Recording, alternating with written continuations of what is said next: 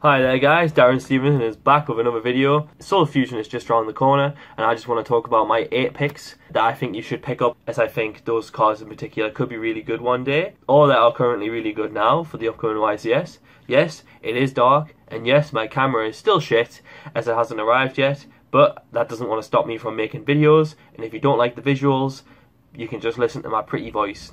So let's talk about the top 8 Soul Fusion cards that I think you should pick up in this set. Number 8, Extra Foolish Burial. So this card, pay half your life points, send one monster from your extra deck to the graveyard.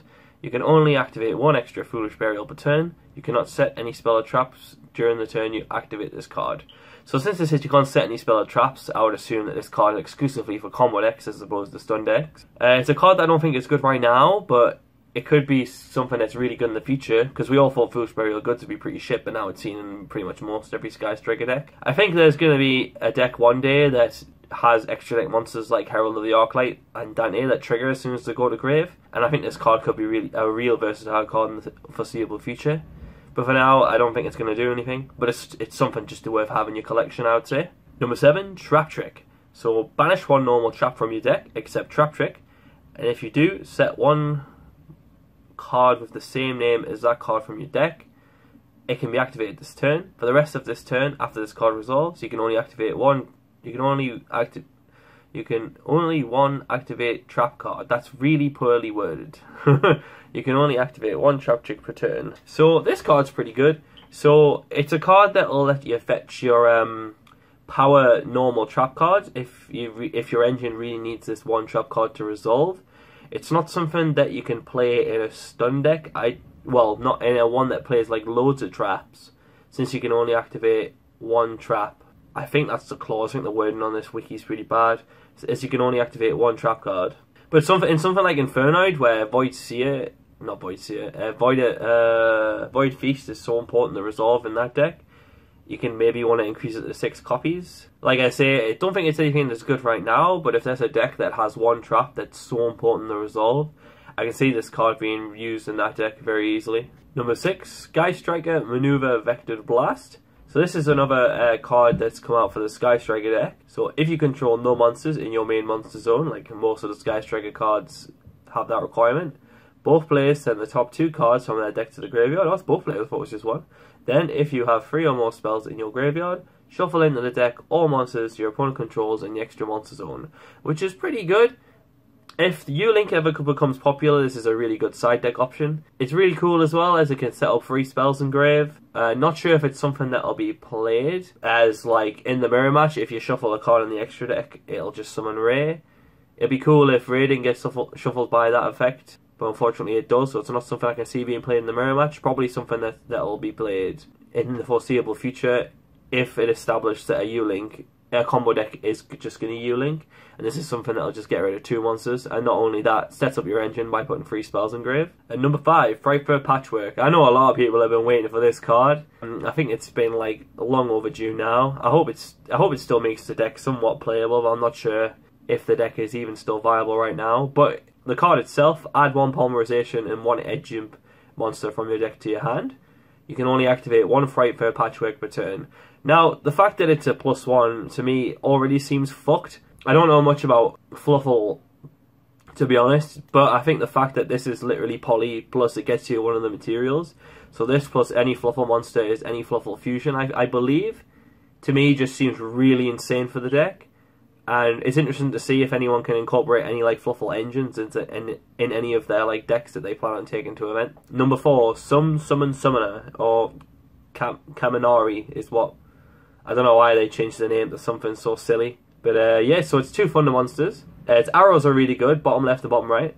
Once per opponent's turn, quick effect, you can discard 1 card, then target 1 non-link Thunder monster in your graveyard, special summon it to a zone this card points to.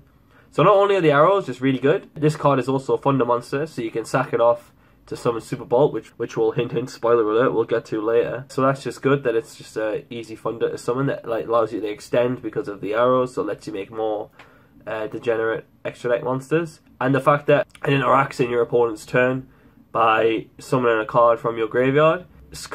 There could be something along those lines of a defensive card as well. I'm not massively sure yet, I haven't looked into it too much.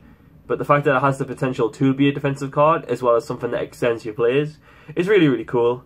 And I can see this card being played a lot. Number 3, Slippery Snack! Danger Tsuchinoko. Now this card looks really cool. Look at your little snack! So you can reveal this card in your hand like all the danger cards. Your opponent randomly chooses one card from your entire hand, then you discard the chosen card. Then, if the discarded card was not Danger Tsuchinoku, special summon one Danger Tsuchinoku from your hand. And if you do, draw one card, so that's good. It just specials itself. And if it's discarded, you can special summon this card. So either way, it's going to special itself. So it's either going to special itself, dish one, draw one, or just special itself. So there's no downside to this card. It's a broken extender. It would have been insane if we still had Invoker, but there you go. It's a level 3. You can probably splash it in stuff like Burning Abyss and that. Even Phantom Knights as well, as they're all level 3. So since it's so like versatile and it has no downside to it at all, and it's just a free extender no matter what the outcome, it's really cool. I really like this card. I'm not sure what it offers to the Danger archetype, as I think the Danger archetype is still a bit weak, as it needs some sort of Dante-esque card like to go into, like not necessarily Dante's effect, but something they can special 2 dangers and go into something that allows them to extend. But I think Danger as a splashable engine could be really good because of this card. But we'll see. I'm interested to see how people are going to use the Danger engine in like combo decks or something like that. It'd be cool. Number 2, Dino Wrestler Pankratops. This card is really cool. If your opponent controls more monsters than you can special summon this card from your hand. You can only special summon Dino Wrestler Pankratops once per turn this way. Quick effect, you can tribute one Dino Wrestler monster, so you can tribute itself. And target one card your opponent controls, destroy it. You can only use this effect of Dino Wrestler Pankratops once per turn. So this card's really cool. It's a beater that you can just summon to apply pressure. You can cite it in something like Sky Striker, where it like struggles to just output damage. So you can summon this guy, and then it's spot removal as well, so you can just use it to deal with it triggers on summon as well, since it's a quick effect, so like they can't stop it on the field. It tributes its cost, so you can't Widow Anchor. I believe it tributes its cost. It sure does. So yeah, it could dodge Widow Anchor and all that stuff. It doesn't dodge Protocol, which is a bit poo. So I wouldn't side this in against Altergeist Out Village and stuff, because it can just Protocol it. But other removal stuff like Draco and other like Floodgate decks like that, this is just really good spot removal, as well as just being a monster that you can just swing over stuff with. So you can just summon it, swing over a guy, sack it off to pop a card. It's just really cool advantage. And last but not least, probably the most fucked card in Soul Fusion, and what makes the entire Thunder Dragon archetype playable, is Super Thunder Dragon. No, that's its Japanese name. Thunder Dragon Colossus. So fusion materials: Thunder Dragon plus 1 Thunder monster. Must be either fusion summoned or special summoned during the turn a Thunder monster's effect was activated in the hand. By tributing 1 Thunder effect non-fusion monster, in which case you do not use Poly. Cards cannot be added from the main deck to your opponent's hand except by drawing them. If this card will be destroyed by a battle or card effect, you can banish 1 Thunder monster from your graveyard instead. So not only is it a mistake, it's also a mistake that's a fuck on to get rid of. So like, I'm pretty sure they just printed this card just to counter Sky Striker. If you don't want to play Sky Striker, I guess like here you go. Play Thunder Dragons instead and just try and floodgate them. And the fact that it's indestructible as well is just so gay. And like Thunder Dragons somewhat easily can just spam so many of this out. So like, it's easy to deal with 1, but to deal with 2 or 3 can just become such a fuck on. And the fact that it has such a laughable summoning conditions just makes this card really ridiculous. And oh shock, it's a secret rare.